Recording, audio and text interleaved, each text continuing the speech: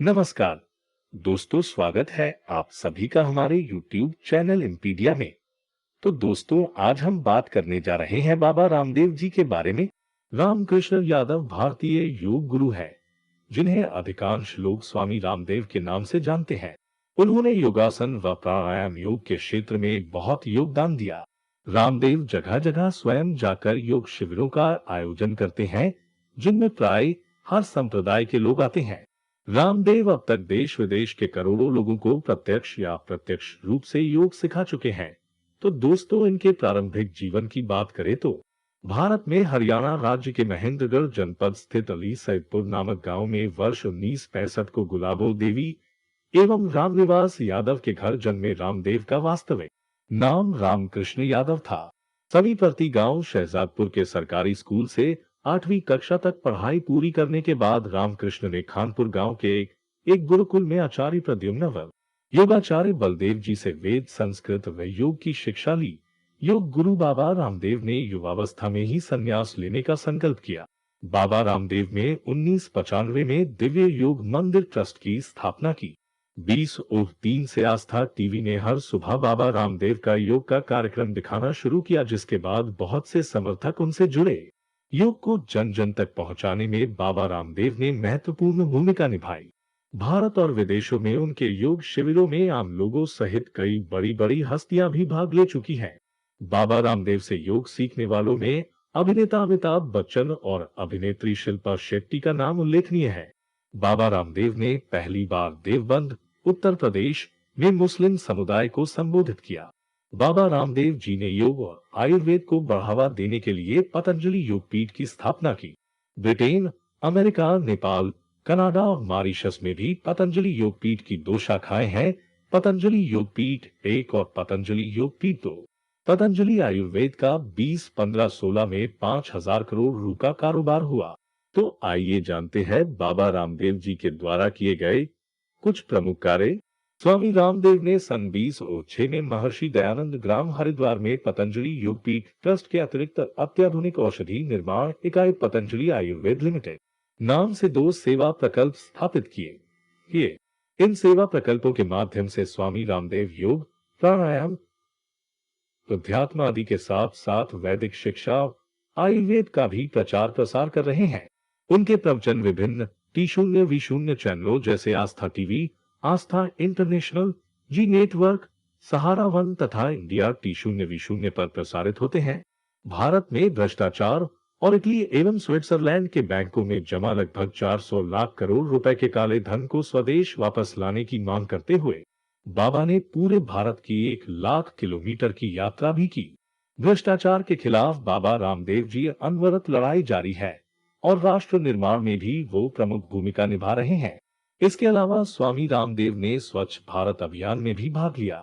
इतना ही नहीं, उन्होंने इस अभियान के तहत हरिद्वार और तीर्थ नगरी ऋषिकेश को गोद लेने की घोषणा की। बाबा रामदेव ने जब 27 फरवरी 2011 को रामलीला मैदान में जनसभा की थी, उस जनसभा में स्वामी अग्निवेश के साथ साथ अन्ना हजारे भी पहुंचे थे। इसके बाद दिल्ली के जंतर मंतर पर 5 अप्रैल 2011 से अन्ना हजारे सत्याग्रह के साथ आमरण अनशन की घोषणा की, जिसमें एक दिन के लिए बाबा रामदेव भी शामिल हुए। बाबा रामदेव ने 4 जून 2011 से दिल्ली के रामलीला मैदान में अनशन के साथ सत्याग्रह की घोषणा कर दी। 4 जून 2011 को प्रातः 7 बजे सत्याग्रह प्रारंभ हुआ। रात को बाबा रामदेव पांडल में बने विशालकाय मंच पर अपने सहयोगियों के साथ सो रहे थे। चीख पुकार सुनकर वे मंच से नीचे कूद पड़े और भीड़ में घुस गए। 5 जून 2011 को सुबह 10 बजे तक बाबा को लेकर अफवाहों का बाजार गर्म रहा। ये सिलसिला दोपहर तब जाकर रुका, जब बाबा ने हरिद्वार पहुंचने के बाद पतंजलि योगपीठ में एक प्रेस कॉन्फ्रेंस करके अपने बचकर निकलने की पूरी कहानी सुनाई। बाबा रामदेव समय समय पर योग शिविरों का आयोजन करते रहते हैं। अपने योग शिविरों के माध्यम से बाबा रामदेव भारतीय संस्कृति और योग के महत्व को विदेशों में भी जन जन तक पहुंचाने का काम कर रहे हैं। अपने इसी क्रम को आगे बढ़ाते हुए उन्होंने ऑस्ट्रेलिया का दौरा कर भारतीय संस्कृति का और योग का प्रचार प्रसार किया, जिससे वहां पर भी लोग उनसे काफी प्रभावित हुए। बाबा रामदेव का एक संकल्प है कि पूरा देश स्वस्थ हो और पूरे देश को स्वस्थ बनाने की कड़ी में बाबा रामदेव ने अब सेना के जवानों को भी योग सिखाना शुरू किया है, जिसकी शुरुआत उन्होंने जैसलमेर में जवानों को योग सिखाने से की। इसके अलावा बाबा रामदेव ने दिल्ली में भी सैनिक और उनके परिवारजनों के लिए योग शिविर का आयोजन किया। मार्च 2005 में दिव्य योग मंदिर ट्रस्ट के 113 कर्मचारियों ने भविष्य निधि और कर्मचारी राज्य बीमा योजनाओं के तहत कवरेज जैसे न्यूनतम वेतन और कर्मचारियों के अधिकारों के लिए एक आंदोलन शुरू किया। एक बैठक के परिणाम स्वरूप श्रमिकों, प्रबंधन और जिला प्रशासन के बीच एक समझौता हुआ।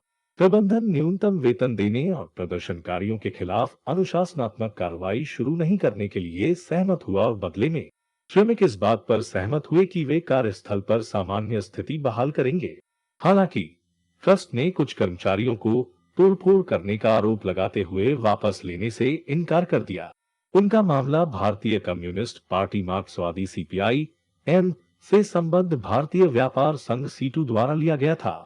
बाबा रामदेव हिंदू पौराणिक कथाओं को इतिहास मानते हैं।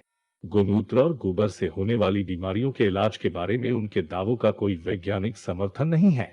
उन्होंने ये भी दावा किया कि कोविड-19 को सांस लेने पर नियंत्रण करके आत्मनिदान किया जा सकता है और सरसों का तेल वायरस को मारता है।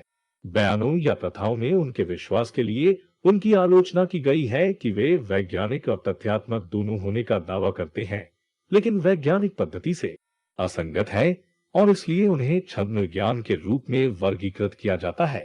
दोस्तों, बाबा रामदेव जी को बहुत से एसोसिएशन द्वारा सम्मानित किया जा चुका है। आइए उन सभी के बारे में जानते हैं।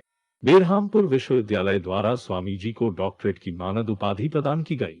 इंडिया टुडे पत्रिका द्वारा लगातार 2 वर्षों से तथा देश की अन्य शीर्ष पत्रिकाओं द्वारा रामदेव को देश के सबसे ऊंचे, असरदार व शक्तिशाली 50 प्रभावशाली लोगों की सूची में सम्मिलित किया गया।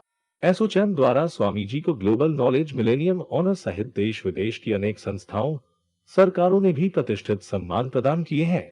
राष्ट्रीय संस्कृत विश्वविद्यालय तिरुपति आंध्र प्रदेश द्वारा स्वामी जी को महामहोपाध्याय की मानद उपाधि से अलंकृत किया गया।